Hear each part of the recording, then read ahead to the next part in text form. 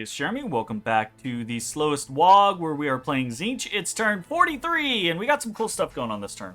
Well, we don't have a lot of cool stuff going on this turn, but we've got some stuff going on this turn. And then there's some cool things that happen. So, we have completed Alteration 5. Sweet. Did some side searching. Apsu finds a Corpse Candles Marsh in Sulfuria, which is a death water site, so that's kind of neat. Auspex, Gnome Lore at the end of the rainbow. Nothing. And then a dire portent goes up and we...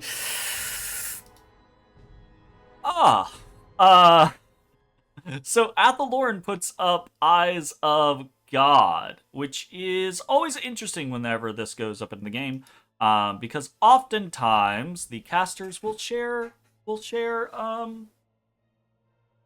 graphs. And that indeed happened this turn. So we will get to actually check those out. We'll check them at the end of the video and kind of take a look at what's going on. Cross our fingers and hope we're doing well. We have a good blood hunting turn, so 14 and 15. Very nice. We get 3 blue horrors, 2 pink horrors, and a screamer this turn. We need 37 more secrets for the next gate. Event in Bushford, we get 3 death and lose 191 gold. Not great. In Palea, we get a bunch of gems. Air 2, Earth 2, Death 1, Nature 1, Glamour 2 for the price of 1 gold. And in Sulfuria, we get 250% tax. Normally, on a Scales Nation, 40-something turns into the game, I'm like, fuck yeah, but Sulfuria is a waste, and it's got like 67 income. So, while nice, not as fucking brilliantly nice as it could have been if it was like on a cap or a big farmland or something like that. So 2 of our scouts get discovered, which sucks. I hate it. The whole game turns into a situation where I'm like, I want to see what's going on, and then people just get patrolled everywhere. Speaking of patrolling, we did a lot of patrolling. So, what do we have going on this turn? We've got over 2k being spent on new commanders and new units. Our infrastructure is pretty much done. We might build another couple of temples here or there to try to get up to Dominion Strength 10. But right now, I feel pretty decent about where we are at the moment. So we're pretty much just spending all of our money on mages and units. In the capital, continuing to do Sorcerer Lords and Chosen. Over in Traveler's Rest, basically everywhere we're doing Acolytes. In Traveler's Rest, we're also doing Marauder Horse Archers. In Namor, we're doing some Chaos Warriors. In Middenheim, doing some Chaos Warriors. And then we're also doing a bunch of Chaos Warhounds in various other locations to try to build up additional blood hunting groups, basically. So yeah, that's the generalized vibe of what is happening. A bunch of Acolytes. We're getting 1, 2... oh, sorry. That's a Marauder Shaman. 3, 4, 5, 6 Acolytes this turn, plus a Marauder Shaman, plus this Sorcerer Lord will be finishing up. So we're kind of starting to fire on all cylinders. From an income standpoint, you can see we got 64 Acolytes. And we're, going up 6 this turn, so we're going to be hitting 70 Acolytes. So we're starting to really fire off. And again, fortunately, right, like, it's the concept of Acolytes aren't great combat mages because they have to really communion to be able to do much of anything. But they are all communion mages, so that does make them useful. So we don't have this situation where, yeah, we got 64 mages, but they're just basically research mages and they're not really useful in combat. So that's good for us in the long run, and really, I think, gonna be beneficial down the line. We are taking another turn of Lightless Lantern spam. I wasn't sure that I wanted to do this, but we get another 7 Lightless Lanterns here, I think. Just kind of trying to really fill out basically all of our Glamour Acolytes who already have Dreamstones. we're tossing lightless lanterns onto as well. We're also just trying to take advantage of the fact that I feel relatively stable at the moment. And I don't really feel like we have to have more Daemon Princes. We got 4 Daemon Princes rocking around at the moment. So I think we're okay to kind of like take some time and invest in other things. Speaking of other things, we're making some more Earth Boots. We're making a Ring of Wizardry. We're making more Sanguine Dowsing Rods as we prepare another Blood Hunting Province. But also we still have to finish off the Blood Hunting Province in Ompholia. We are making more Dreamstones as we get more Glamour guys. We're teleporting Village up to continue to do some Auspex, doing a bunch of other site searching stuff. We are making, I don't know if I pointed this out, but we made some winged shoes. We're making some more winged shoes. We're doing that because we do have, like, Acolytes and Marauder Shamans and things like that don't, or like Sorcerers don't have great map move. They don't have terrible map move, but they don't have great map move. Our Sorcerer Lords fly around on discs, and they have superb map move. But it can be useful to try to get people around to where we have a relatively, considering how big we are, we have a relatively compact empire. So we can kind of just throw boots on someone and be like, okay, we're going to zip over here, or okay, we're going to zip over here type situation. So I think that's pretty useful for us in the long run. I don't want like a crazy amount of them, but I do want a couple, maybe like 3 or 4 at most, just to be able to zip people around to put them in places that we want them to be. Other than that, though, really, we're mostly just site searching, making lanterns, creating a couple of boosters and things like that, and teching up. So we did finish Alt 5 this turn. We will finish Alt 6 this turn. And after that, it shouldn't take us very long to zip up to 7 and 8, right? Like, 7 should only take us... We'll be... What are we going to be? We're going to be almost 700 into 7. So 7 should only take us another 2 turns past that, and just barely if we actually have all of our people researching. Because we have several people not researching this turn and making lightless lanterns. So we should be closer to like 1,500. So, plus the fact that we're getting more researchers every single turn. So 7 should take us another 2 turns. And then after that, I think 8 should only take us 3 turns. So I feel pretty good about that, right? Like... It definitely feels like our research is starting to hit the point where we can kind of just shoot up. Now, the thing is research for the sake of research is not a good thing. So, I really want to take the idea that we have Alt 8 and do something with that. Maybe not do something just with that. Maybe we look at combining Alt 8 with something like Enchantment 8, right? Because there are a lot of things that you get at Enchantment 8. Specifically, Enchantment 7 gives you a whole bunch of things. Serpent's Blessing being one of the big things. Steel Slice Warriors being a very, very good thing as well. Featherweight Army being good. But 8 gives you all of the Fens, Soaring Army, Army Regeneration, right? So, like, there's a lot of really good stuff at that point. And if we... take Alt 8 and Alteration 8 and we just like run at one of the elves, I think we will likely have a pretty good chance of winning. But we'll see. To kind of like consolidate that information or corroborate that information, we can check the graphs. So let's flip scenes real quick. Pop on over this. Actually, I think I'm going to have to adjust this, aren't I? Momento.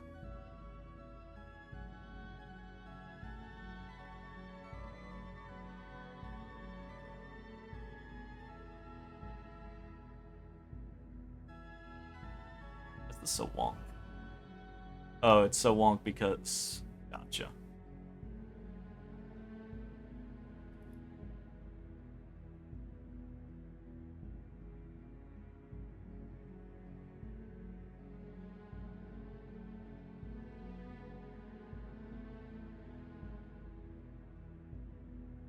There you go. Good enough.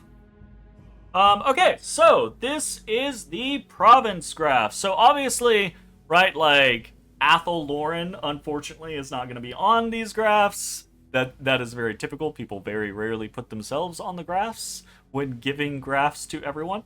But for a lot of these things, we can kind of gauge, right? Like, we know approximately how large Athel Loren is. Athel Loren's going to be, you know, probably around our size type situation. So we are sitting just below Khorne and Karaz-a-Karak, which I do find pretty interesting. I thought Bretonnia was going to be higher on this list.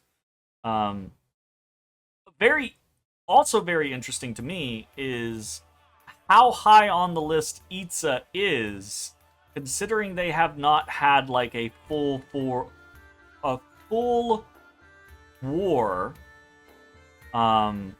like a war that has gone to fruition, because they came in at the gate fucking swinging.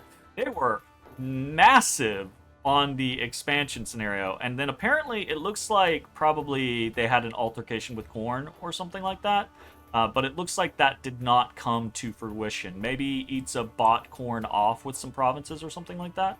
So pretty interesting situation. It is annoying to see the dwarves highest on the list when I know they haven't... Well, okay, I say they haven't won an actual war. They fought against Bodenose tribe. Kind of. They fought Bretonnia more than they fought Bodenose tribe in that. I don't know how much action they saw in the Skaven war, but we can see, right, like the Skavenblight drop, as it's mostly... Well, we can't see Athel Loren, but we can see the dwarves tick up during the Skavenblight drop. Not by a lot, though.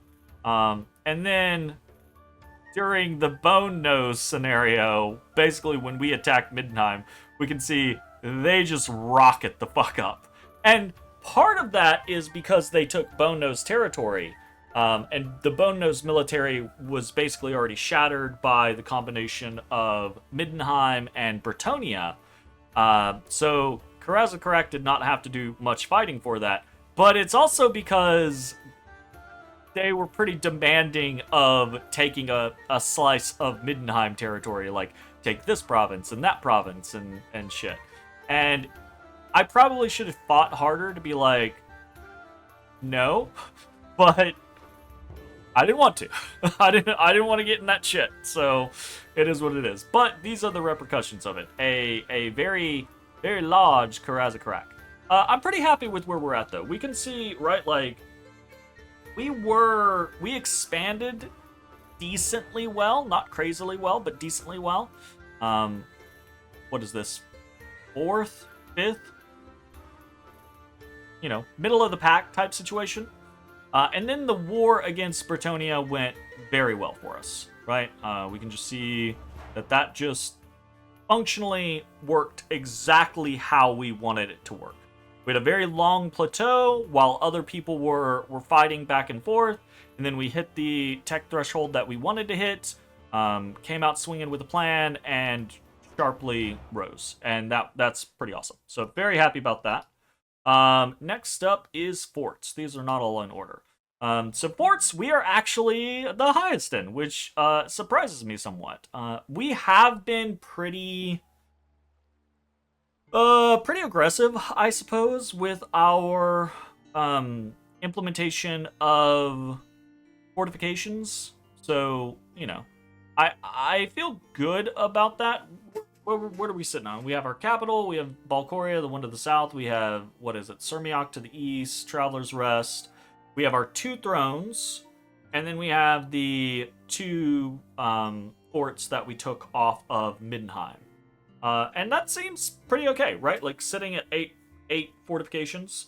The thing about that is it fortifications are only good in the concept that they are achieving something for you. They're not good for the sake of just having fortifications. I mean, they are good for the sake of having fortifications. They do serve a purpose regardless because of the administrative increases in the province's income and shit like that, right? Or the functionality of the province. But if you can't recruit things out of the province, or the province isn't like protecting population for you or protecting a strategic point for you, then the worth of the fortification falls away. I think where we're at though right now, we're making use of the vast majority of our fortifications now that we are not spending so much money on infrastructure, right? When we were spending money on infrastructure, we were not producing at every single fort.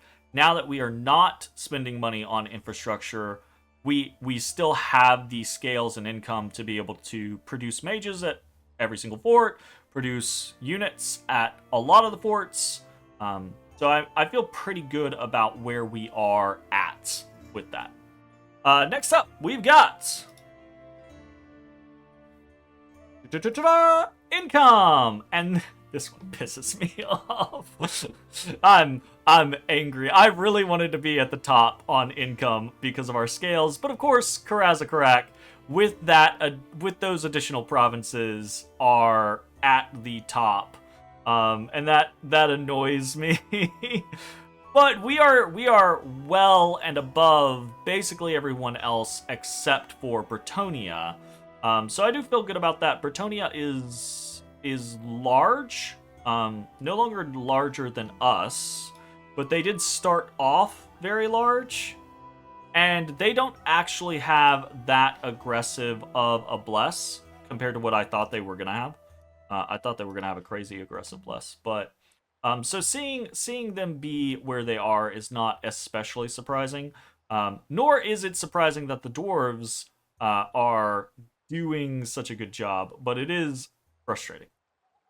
But yeah, we can see kind of like the divergence. Them taking over both Bone Nose territory and Middenheim territory just rocketed them up, whereas ours is a more steady increase throughout. Yeah, is what it is. We've got gym income, and now this we are doggone. By a fairly wide margin, which I do think is interesting, right? Because so obviously we have a pretty big spike. This is, I believe, around the Eternal Pyre spike, but I also believe this is around the Earthblood Deepwell spike for Karaz-a-Karak, right? So even ignoring that, we have a pretty fucking wide margin. Because if you drop this down, we would still be over here-ish, right? Because we've got plenty of other increases. And that's just because I site searched like a fucking lunatic. and you know, it's the concept of how many gems is it worth wasting? How many mage turns is it worth wasting doing remote site searches? Some people love remote site searches. Some people do not love remote site searches. For me, it is not a matter of strategy or wanting X or Y.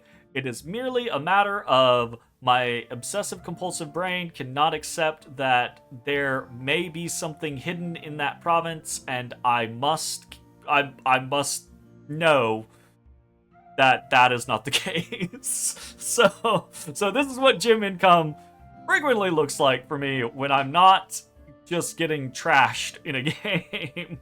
So that is that. Blood income is, I think, kind of interesting. So I don't think this is especially surprising that Khorne is highest on this list. Nor am I surprised that Nagaron has been kind of like dabbling here or there throughout. I do find it surprising how big a spike this was, because this is the last turn, basically. Like, this is the 14 and 15 Blood Slaves, which means this is really only 30, which means we're not that far off of Khorne, truth be told. So I find that kind of interesting, especially with the plans that we already have in place. I expect that over the course of the next 5 to 6 turns, we're going to try to implement probably another 2 or 3 blood hunting provinces. So while I still expect Khorne to maintain an edge, it is possible that we might be able to kind of be a second competitor on the side of blood. Though we really haven't researched a whole lot of blood. It's just that kind of concept of, if we get to the point to where we're like, okay, we've got a big enough blood economy, let's do something with this. Then it's just, okay, finish whatever research we did, blood, blood, blood, blood, blood, blood, blood, blood, blood, right? And hopefully by then, we're in the 2,000, 2,500 range on research, and we just shoot through the ranks, basically. So we'll see how that actually turns out. Let's check research. This one disappointed me. This one disappointed me. Not... Okay. I am not especially surprised that Itza is top. They have very good research mages. Nor am I surprised that Karaz-a-Karak is so close to us because of the amount of provinces that they have. It was surprising to me that Bretonnia was shooting up so hard. And less surprised, or maybe more surprised and like more sad, was that it didn't look like we had this massive curve because of the implementation of things like lightless lanterns. But I think part of that is because when we got the graphs, we haven't seen the implementation yet, right? So that is somewhat sad to me that we get these graphs, because I'm expecting we're going to see a sharp upswing at this point, especially not just because of, right, like the implementation of lightless lanterns, but also because now we're firing on all cylinders and getting, like, 16 acolytes a turn type situation, or 16 acolytes, 6 acolytes a turn. So that I think is going to be a big difference. Also, though, a thing to note is this, I believe this area is where we kind of got this not sharp drop, right? Because there obviously isn't a dip, but somewhere in here is when Stellar Focus went up. And that is actually sapping research from us, and it's very annoying. So I'm very not happy about that. But yeah, so we're doing pretty decent in that regard. Just not as good as I thought we were going to be doing. Oh, is this the other thing that's not in here? I think it is. Shit. I don't know if I just didn't save it or if this wasn't included, but I was very excited to see a Dominion graph, but there isn't I don't have the image for Dominion. So either it didn't get posted or I forgot to save it. So that's very sad, because I really wanted to see how my Dominion was doing compared to other people's Dominion, especially my neighbor's Dominion. That was the other big thing that I really wanted to see. How was I doing compared to, like, Naggarond and Itza and Karaz-a-Karak? That was the army size. We're doing fine. We're actually in second, which is somewhat surprising to me. I say it's somewhat surprising to me, but it shouldn't be surprising to me, because not really because of the free spawn. We're getting a couple of units from that per turn, but really the last several turns we've been producing a lot of Chaos Warhounds is what it is. right? Like, we had a pretty large army to begin with because we were pumping out Marauders. So there's just a massive units there. But then we also have just been shitting out Chaos Warhounds here lately. So that's kind of that. So this is not really quality, but, you know, it's nice to see something like that. And then we've got Ascension points, which obviously we know where we're at. We're tied with Bretonnia at 2 thrones, and then Karaz-a-Karak and Khorne have 3 thrones, and then Hekara and Itza have 1 throne. So, speaking of Dominion, talking about that whole concept and what we're doing with all of the preaching everywhere, how are we doing this turn? We've got 1, 2, 3, 4, 5, 6, 7, 8 provinces, 9, 10 provinces. So we should get another 10 secrets. We don't have anything like a temple or a lab that we have, but we are, you can see, right, like, Gnome Peaks has shot up to 2 Dominion Strength. We're down to 3 in Godwoods. We're pushing in a lot of different places, which is really cool. There is a fort now in Andorra, and actively, which this has become kind of like a little dance here. Actively, Karaz-a-Karak is now hunting us, so we've got to be careful about where he has patrollers. So that is a bit of a situation. So yeah, we'll see how that goes. Anyways, I think that's pretty much it for the turn. Not a lot of action happening this turn, but a lot of like preparation, a lot of us starting to kind of like fire off things. The globals are now slotted up, and now we start risking the inevitable bounce. And I'm very, very scared about that. So we'll see how that goes. That's it. Thanks for watching. We'll see you next time. Bye-bye, everybody. Hey, everybody. Thanks for watching. If you enjoyed the video, consider leaving a like, commenting, or subscribing. It really helps me out. If you'd like to see me live, head over to my Twitch at twitch.tv/thedistanthorizon.